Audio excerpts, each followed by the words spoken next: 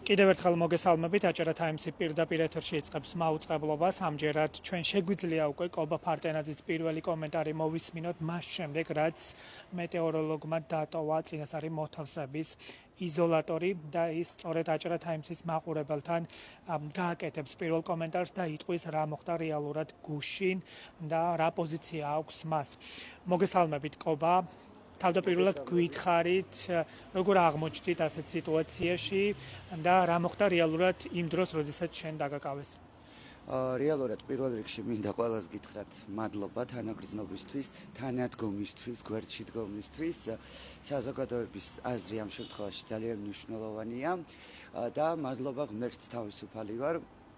ასევე ჩემი მეგობრობის ჩართულობით და გუშინ მომივიდა კონფლიქტი, ბოლო დღეები საკმაოდ მძიმე მქონდა და დაძაბული ვიყავი, ამიტომაც მაპატიეთ ცოტათი ნასვამიც ვიყავი და შესაბამისად კონფლიქტი მომივიდა ერთ-ერთ მაღაზიაში, შემდეგ კი პოლიციელებთან, რაზეც შემდეგ იყო უკვე ის ზომები მიღებული, რაც ყველამ ნახეთ.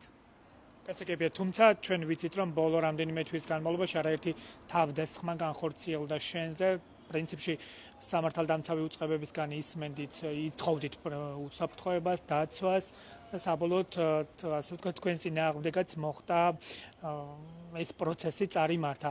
როგორ შეგიძლიათ შეაფასოთ მათ შორის ბოლო სასამართლო პროცესი, ვიცით, რომ ბრალდებულები 7,000 ლარიანი გირაოთი გაათავისუფლეს? ხო, მაგაზე პირველივე კითხვაზე გიპასუხებ ჯერ. მადლობა ღმერთს, რომ ის პროცესები დასრულებული არ არის, თუნდაც 7,000 გირაოთი ვინც არის გამოშვებული და იმედია, რომ სათანადო პასუხისმგებლობაში მიეცემა ყველა. რაც შეეხება ჩემს საკითხს, რატომ ღაც ამ ბრძოლების გამო, რაც გამოვიარე ერთი თვის განმავლობაში, მეც თითქოს იმდენად დამძაბა, კიდევ ერთხელ ვიმეორებ, რომ გუშინ თავი ვერ მოვთოკე და ნაწილობრივ მეც ვიყავი დამნაშავე და შესაბამისი ზომებიც იქნა მიღებული. თუმცა ასევე ვინაიდან ეს იყო პირველი შემთხვევა და ყველა მიცნობს როგორი ადამიანი ვარ, შედარებით ასე რომ ვთქვათ, დამინდეს, ხვალ არის პირველი სასამართლო პროცესი და იმედია იქაც გაითვალისწინებენ ჩემს პიროვნებას, რომ მე ნამდვილად არ ვარ ის ადამიანი, ვინც თავს ესხმის სხვას და ადეკვატური ზომები იქნება მიღებული.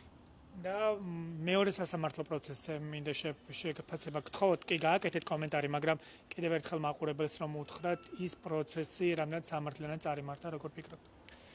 სამართლიანად რამდენად წარიმართა, ეს გადასაწყვეტია დროის საკითხში, იმიტომ რომ გააჩნია ბოლო სასჯელი რაც იქნება. ეხლა მე ყოველ შემთხვევაში იმ ადამიანების სახე რო ვნახე, მე მგონი საზოგადოებამაც დასაჯა უკვე და რეაქცია იყო ძალიან სწრაფი და ძალიან ლოგიკური.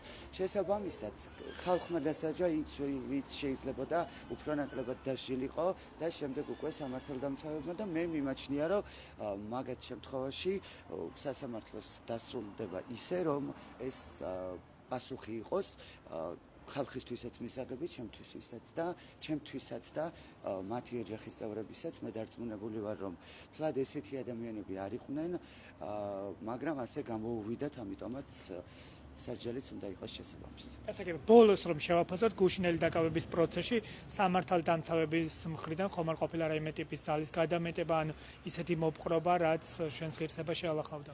შემიძლია თქვა, რომ ამ შემთხვევაში საქმე გქონდა პირიქით, ყველა სამართალდამცავი არ ვიცი ეს ჩემი პიროვნებიდან გამომდინარე, მათი ბუნებიდან თუ ასე შემდეგ, ჩემს მიმართ იყო ძალიან ლოიალური და არანაირი გადაცდომა, რა თქმა უნდა, არც იქ სადაც ვიყავი და არც აქ არ ყოფილა. მე ყოველთვის მინდა რომ ვთქვა სიმართლე, ამ შემთხვევაში ისინი იყვნენ ადეკვატურები და მადლობა ღმერთს, რომ ახლა აქ ვარ. და სამომავლოდ ალბათ კვლავ შენი უსაფრთხოება არის მნიშვნელოვანი და პოლიციამ უნდა დაიცვას შენი უსაფრთხოება, რადგან ხედავთ, რომ ასე სიძულვილით მოტივირებულ საზოგადოებაში გვიწევს ცხოვრება, ხო? რა თქმა უნდა, უსაფრთხოება არის შენი მნიშვნელოვანი. კი, რა თქმა უნდა მნიშვნელოვანია, არა მარტო ჩემი უსაფრთხოება, არამედ თითოეული ადამიანის ამ ქვეყანაში. ყველა უნდა მიიღოს ის, რასაც იმსახურებს, მაგრამ ბოლო პერიოდში, რომ ეს სიძულვილის ენა და ესეთ ძალადობრივი ფაქტები არის მომატებული, ხო, რაღაცაში არის პრობლემა, რაზეც მე ამ წუთას არ შემიძლია ვისაუბრო, მაგრამ ფაქტი ის, რომ მომატებულია დანაშაული, ამას ყველა უხედავთ და იმედია, რომ ყველა სათანადო პასუხისმგებლობაში მიეცემა და ამავდროულად ძალიან კარგი იქნება თუ არა მარტო ჩემი, არამედ თითოეული ადამიანის უფლება იქნება დაცული. ძალიან დიდი მადლობა კობა ინტერვიუსთვის და ჩვენ ცხადია ვაკვირდებით ამ პროცესებს და დიდი მადლობა გვერდში დგომისთვის. კეთილით. და საზოგადოებასაც. რა თქმა უნდა, ჩვენი ვალდებულებაა, რომ გავაშუქოთ რა ხდება აჭარაში, მადლობა შენ და ცხადია ვაკვირდებით ამ პროცესებს, ხვალ სასამართლოსაც დავესწრებით და ვნახოთ რა გადაწყვეტილებას მიიღებს მოსამართლე. მადლობა რომ გვენდობით, მადლობა რომ გვიყურებთ, გემშვიდობებით, მშვიდობიან ღამეს გისურვებთ ნახვამდის.